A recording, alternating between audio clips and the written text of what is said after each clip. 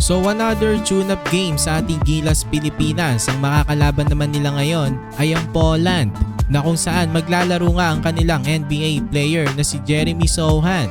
Okay, sa first quarter mas magandang start ng ating Gilas Pilipinas. Lamang agad sila 11-7.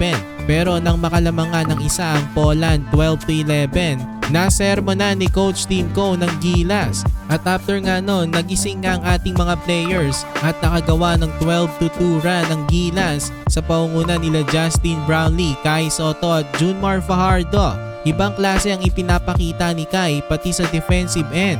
Butata ang inabot ng player ng Poland. Ang ganda rin ng connection nila ni Junmar Fajardo. Lamang ang Gilas ng 7, 23-16 at the end of the first. Sa second quarter, nagpakitang Gilas ng NBA player ng Poland na si Jeremy Sohan.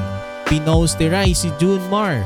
Pero bumawi naman ng 3 si Justin Brownlee. Buhat na buhat pa nga rin niya ang Gilas dito sa second frame. Nagpakita pa ng magandang ball movement ang Gilas na nag-lead sa easy basket ni Carl Tamayo. Kaya lang bago matapos ang first half, nakagawa ng massive run ng Poland at lumamang pa sila ng 3, 41-38 at the half.